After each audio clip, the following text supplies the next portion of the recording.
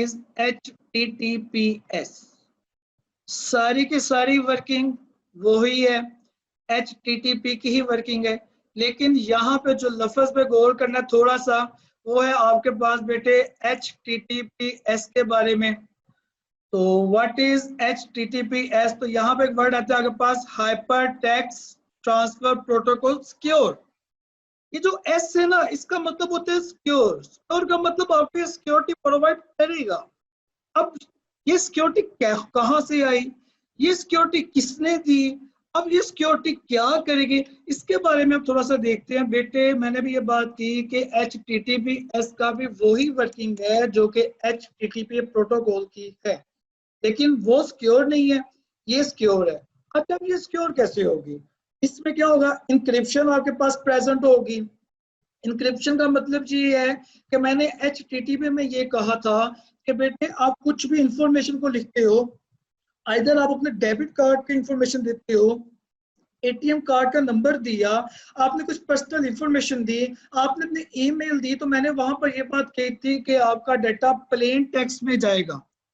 Plain text का मतलब ये हुआ कि जैसे डाटा आपने लिखा है एज इट इज वैसे ही डाटा आपका मूव किया है आगे।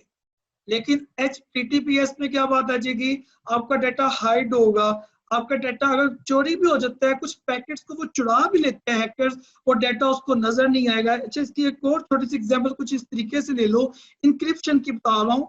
आपका डाटा इंग्लिश फॉर्म में इनक्रिप्ट कर दो, इनक्रिप्ट कैसे होगा, आप उसकी लैंग्वेज चेंज कर दो, चाइनीज लैंग्वेज में चेंज कर दो। जिस तरह MS वर्ड में, शायद आपने देखा हो या ना देखा हो, मुझे इस चीज का अंदाजा नहीं है, लेकिन MS वर्ड में आपके पास एक अपॉर्चुनिटी ये होती है कि अगर आपने उसकी सिक्योरिटी को बढ़ाना है, आपने बेशक उसको लॉक किया, आपने उसके टेक्स्ट को लॉक कर दिया, सिक्योर कर दिया, आपने डॉक्यूमेंट पर पासवर्ड लगा दिया, बेशक आपको वो पासवर्ड ब्रेक भी हो जाए, तो बेटे जो डेटा लिखा हुआ है आप उसको कन्वर्ट कर दो from one language to another. This is called encryption. तो यहाँ पर इंक्रिप्शन इज प्रेजेंट, मतलब ये है कि जितने का जितना भी डाटा होगा आपका सारे का सारा सिक्योर होगा, सारे का सारा डाटा, जो भी डाटा आप लिख रहे हो वो सारे का सारा डाटा आपका बेटे हाइड होगा। अगर कोई हैकर बीच के बैठकर आपको तंग भी करे, आपका डाटा चुरा भी ले, तो बेटे इसमें आपका कंप्लीटली डाटा नहीं जाएगा, उस हैकर के लिए उतनी इंफॉर्मेशन उसको शो ही नहीं होगी। अब ये HTTPS आपको मिलेगा कैसे? बेटे इस SS, ये बेसिकली जो S है ना, इस S का मतलब ये है, ये आपके पास एक है लेयर है SSL वालों की। SSL stand for security socket layer. ये एक लेयर लगती है आपकी, ये लेयर कहाँ पे लगेगी, ये लेयर लगती है आपकी वेब सर्वर पर। तो यहाँ पर एक छोटा सा क्वेश्चन है, अपनी बात को काट कर छोटा सा क्वेश्चन आपसे ये है, व्हाट इज वेब सर्वर? कोई बता सकता है वेब सर्वर क्या होता है? एंड द लास्ट वन बेटे आपके पास बात आती है, what is TCP/IP? What is TCP/IP? बेटे आप MCS के स्टूडेंट हो तो आपने ये वर्ड देखा भी होगा कि TCP stands for transmission control protocol. अब बड़ी सिंपल सी बात है, आपने अगर OSI मॉडल पढ़ा होगा तो वहां पर ना एक आपके पास लेयर आती है ट्रांसपोर्ट लेयर पर। OSI मॉडल में एक आपके पास लेयर आती है 4 नंबर पे ट्रांसपोर्ट लेयर की। तो वहां पर ट्रांसपोर्ट लेयर का काम क्या होता है बेटे? वहां पर काम ये होता है कि जितना भी डाटा आपके पास होता है आप उनको स्मॉल पैकेट्स में बना लेते हो। एक लेंथी डाटा होता है उसको आप छोटे छोटे स्मॉल पैकेट्स में बना लेते हो। जब आप स्मॉल पैकेट्स में बना लेते हो देन आपका डाटा ट्रांसफर होता है, आप डाटा को भेजते हो। ऊपर मैं बात कर रहा था कि हैकर्स आपके डाटा को चुरा लेते हैं, आपके डाटा को कुछ ले लेते हैं। तो बेटे वहां पर वो कंप्लीटली डाटा नहीं, वो वहां पर कुछ पैकेट्स को पिक करते हैं, कुछ पैकेट से आपका डाटा निकालते हैं। जो वर्ड वहां पे मैं पैकेट्स का कर रहा था एक्चुअली उसका मतलब ये है कि जब ट्रांसपोर्ट लेयर पर आपका जो लेंथी डाटा आया होगा वो उसको क्या करते हैं, स्मॉल पैकेट्स में बना लेता है। जब वो स्मॉल पैकेट्स में उसको बना लेगा देन वो उसको क्या करते हैं, सेंड करता है। अब जो सेकंड आपके पॉइंट लिखा होगा वो आ रहा है TCP convert the large data into small packets. and then send these packets from receiving computer।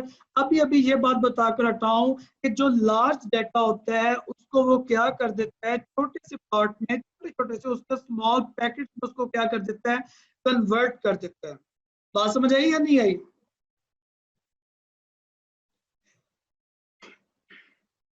उसके बाद लास्ट नंबर बात आ जाती है आईपी के बारे में। IP stand for internet protocol. अब प्रोटोकॉल्स क्या हुए? अब सिंपल सी बात है, इसको एक छोटी सी डेफिनेशन पर छोटे सी एग्जांपल के साथ एंड करूंगा इंटरनेट प्रोटोकॉल को। बेटे हर स्टूडेंट का अपना एक एड्रेस होता है, ऐसे ही सेम टू सेम हर पीसी का, हर लैपटॉप का, हर मोबाइल का अपना एक आईपी एड्रेस होगा। अगर आईपी एड्रेस नहीं होगा उससे हमें ये नहीं पता चलेगा कि जो रिक्वेस्ट है वो कहाँ से आई है। बहुत सिंपल सी एग्जांपल कुछ इस तरीके से है, आप तो फ्रेंड्स हो, अगर एक फ्रेंड के घर आपने मूव करना है, एक फ्रेंड के घर आपने जाना है, जब तक आप वो वाली फ्रेंड आपको अपने घर का एड्रेस नहीं बताएगी तो बेटे मेरा नहीं ख्याल कि आप उसके घर तक पहुंच जाओगे। तो वो जो उसके घर का एड्रेस है वो उसका आईपी एड्रेस है। ऐसे ही इंटरनेट पर आप कोई भी रिक्वेस्ट को सेंड करते हो, जिस तरह ऊपर बता रहा था कि गूगल आपके अमेरिकन साइट है तो अमेरिका तक आपकी रिक्वेस्ट गई HTTP की मदद से ही गई, लेकिन किस लैपटॉप से गई, किस कंट्री से गई? तो बेटे ये जो मैं वर्ड्स बोले हैं किस कंट्री का, किस लैपटॉप से, तो बेसिकली मैं यहाँ पे बताने की कोशिश कर रहा हूँ कि वो किस आईपी एड्रेस से आपको रिक्वेस्ट रिसीव हुई है, किस आईपी एड्रेस ने आपसे वो सर्विसेज को यूज किया है। तो अगर आपके कंप्यूटर का आईपी एड्रेस नहीं होगा तो आप तक वो कोई भी सर्विस आप तक नहीं पहुंच सकेगी। This is called IP, this is called internet protocol, कि कौन सा डाटा किस कंप्यूटर के पास जाना है, कौन सा डाटा कहाँ पे जाना है। तो ये हमारी चीजें एक एड्रेस होते हैं, आईपी एड्रेसेस होते हैं। अगेन फिर वही एग्जांपल है, आप दो फ्रेंड्स हो, एक ने दूसरे के घर जाना है, तो जब तक दूसरे फ्रेंड का नाम अपने घर का एड्रेस नहीं बताएगी डेफिनेटली आप उधर मूव भी नहीं कर सकते।